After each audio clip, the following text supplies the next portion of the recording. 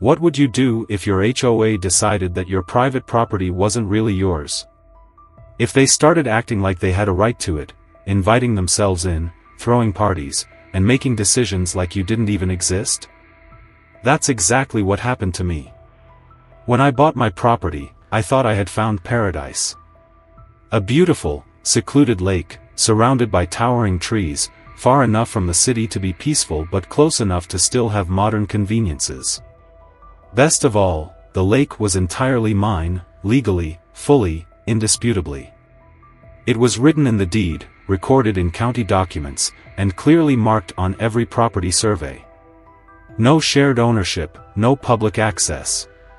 Just me and my private retreat. But peace doesn't last long when you live near an HOA. Especially one run by a woman like Karen. From the moment I moved in, the HOA board had their sights on my lake. They never outright said they wanted to take it from me, not at first. Instead, they tried to be subtle. At community meetings, Karen would casually mention how a beautiful natural feature like that should be shared, or how it's a shame only one person gets to enjoy it.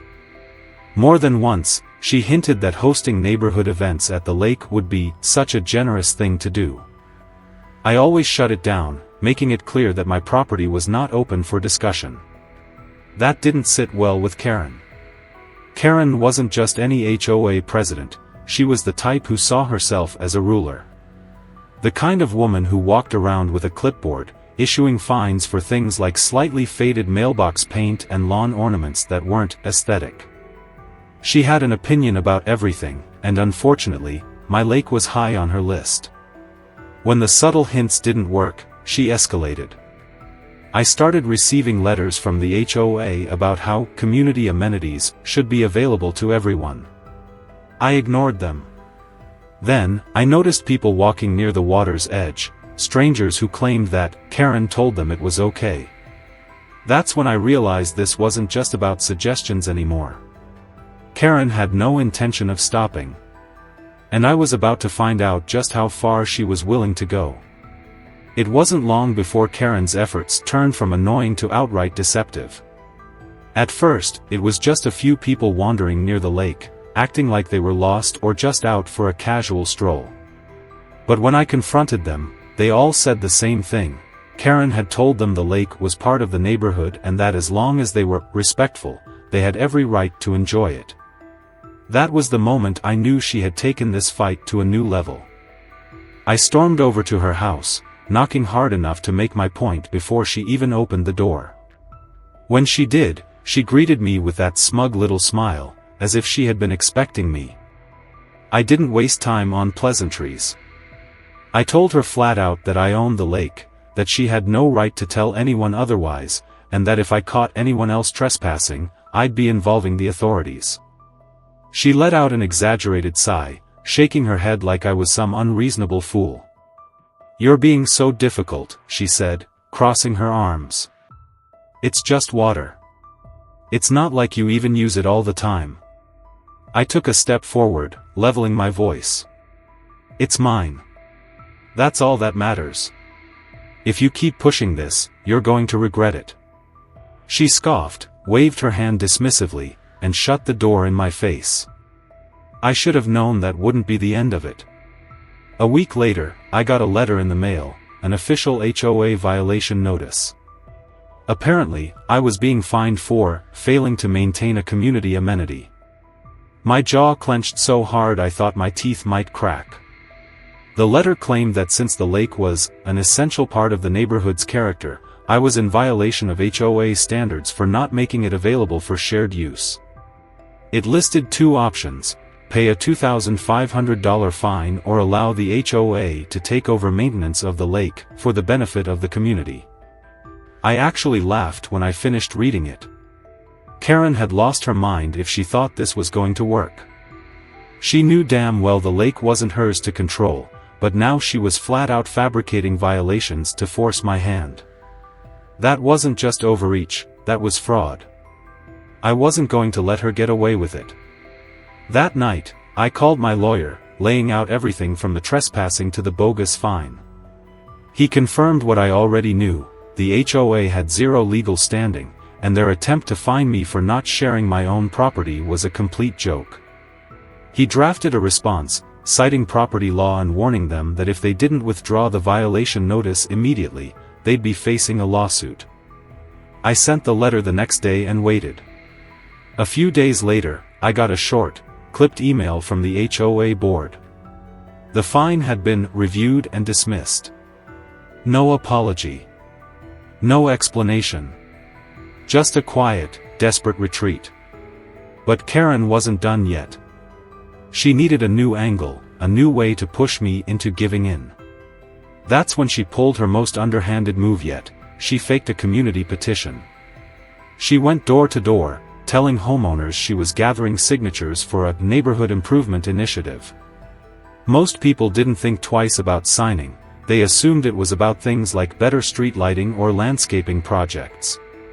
What they didn't realize was that Karen had worded the petition carefully, making it seem like the HOA was simply formalizing access to the lake as a shared neighborhood feature. In reality, she was trying to manufacture false evidence that the HOA had a historical claim to my property. I only found out when one of my neighbors, Mark, stopped me while I was checking my mail. "Hey," he said, looking a little guilty. "Just wanted to ask, what's this about the lake becoming an HOA amenity?" I saw my name on the petition, but I didn't think that's what I was signing for. My blood ran cold. I asked him to explain, and as soon as I heard how Karen had tricked people, I knew exactly what she was planning. She wasn't just trying to pressure me, she was trying to create false proof that the lake was never really mine in the first place. I needed to shut this down before she got any further. Because if I didn't, the next time I walked outside, I might find my private lake overrun with HOA members who believed they had a legal right to be there. I knew Karen was relentless, but I never expected her to be outright reckless. After her fake petition stunt failed, I thought she might back off for a while, but instead, she doubled down. She didn't just want access to my lake, she wanted control. And one morning, she finally went too far. I stepped outside with my coffee, expecting a quiet morning, only to freeze mid-step. My private property had been turned into a full-blown neighborhood event. Cars were parked haphazardly across the grassy edge of my land, blocking the narrow path leading to the lake. A group of kids was splashing in the water, their parents lounging in camping chairs on my dock, as if they owned the place. Smoke billowed from a barbecue station set up near the shoreline, the scent of sizzling meat filling the air. Coolers, blankets, lawn chairs, it looked like a damn festival. At first, I thought I was still dreaming, that maybe I had somehow stumbled into a nightmare where my land no longer belonged to me. But then, I saw her. Karen. She stood at the center of it all, wearing an oversized sun hat and sipping lemonade like some kind of benevolent queen watching over her subjects. She wasn't stressed, wasn't even looking around like she knew she was doing something wrong. She was relaxed. Comfortable. Like this was how it was always meant to be. I stormed toward the dock, my voice cutting through the air like a whip. "What the hell is going on?" A man flipping burgers turned to me, raising an eyebrow. "Karen said we could use the lake today for the HOA summer kickoff." He gestured toward the scene like I was the one out of place. "It's a community space, right?" My fists clenched at my sides. She told them it was a community space. After all the warnings, after all the proof that this land belonged to me, she still had the audacity to claim my property as her own. I turned to Karen, who was watching me with thinly veiled irritation, as if I was the rude one for interrupting her perfect day. "You can't just let people use my land," I snapped, my voice low but seething. She rolled her eyes, waving a hand dismissively. "Oh, calm down," she drawled. "This is what neighbors do, share. It's not like you even use the lake all the time." That was it. That was the moment I knew there was no reasoning with her. I had been patient, I had been reasonable, and it had gotten me nowhere. Karen had lied, manipulated, and ignored every boundary, and now she had orchestrated a full invasion of my property. I took a deep breath, forcing my rage into something sharp and focused. Fine. She wanted to treat my land like a public park? She was about to learn exactly what happened, and you parked illegally on private property. Without another word, I turned on my heel and walked back toward my house. I could feel Karen watching me, no doubt assuming I was going to sulk inside and let her win. She had no idea. The moment I was through my front door, I picked up my phone and called the local towing company. "How many cars?" the dispatcher asked after I explained the situation.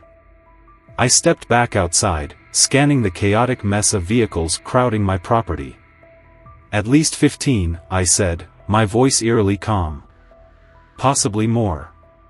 The dispatcher let out a low whistle. "That's a big job. But yeah, if they're on your land without permission, we'll take care of it." "Perfect." I leaned against my porch railing and waited, sipping my coffee as I watched people laugh, grill, and splash in my lake, completely unaware of what was coming. I even set up my security cameras, because I already knew Karen would try to twist the story later, spinning herself as the victim. 15 minutes later, the first tow truck arrived. Then another. And another. Engines rumbled as bright hazard lights flashed, the drivers stepping out with quiet efficiency. They checked my property deed, confirming I was the legal owner, and then they got to work. One by one, cars were hooked up and hauled away, disappearing before anyone even noticed. Then, a woman holding a margarita turned and let out a shriek as she saw a tow truck lifting her SUV. And that was when all hell broke loose. The moment the first woman screamed, chaos erupted. Conversations died mid-sentence, drinks were dropped, and within seconds, people were bolting toward their cars in a full-blown panic. The guy grilling burgers abandoned his station and sprinted toward his minivan, arms flailing as a tow truck hoisted it onto its platform. A woman in a sun hat shrieked, "Wait! Wait! That's my car!" She ran toward the truck, waving her arms, but the driver didn't even blink. "Ma'am, your vehicle is illegally parked on private property. You can pick it up from the impound lot." Her jaw dropped. "Impound lot? Are you serious?" More shouting. More chaos. People scrambled, yanking at car doors, trying to drive away before the tow trucks could get to them. A few managed to speed off just in time, kicking up dust in their haste, but most weren't so lucky. And Karen? She was furious. I spotted her storming toward me, her lemonade abandoned, her face twisted in rage. "You're towing people," she screeched. I took a slow sip of my coffee. "Sure am. This is insane. You can't just..." I held up a hand. "Actually, I can. It's my property. And since you told everyone they could park here, I hope you're ready to help them pay their towing fees."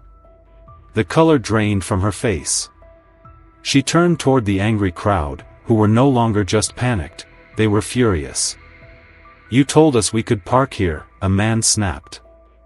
"I just paid $350 to get my car back," a woman wailed. Karen stammered, glancing around as if searching for a lifeline, but there was nowhere to hide. Her loyal HOA members were now her victims, and they weren't happy. That's when she made her final, disastrous mistake. In a last-ditch effort to regain control, she pulled out her phone and called the cops. I almost laughed. She really thought she could spin this in her favor. When the police arrived, they stepped out of their cruiser and took one look at the scene: furious residents, tow trucks hauling off the last few vehicles, Karen looking like she was about to explode.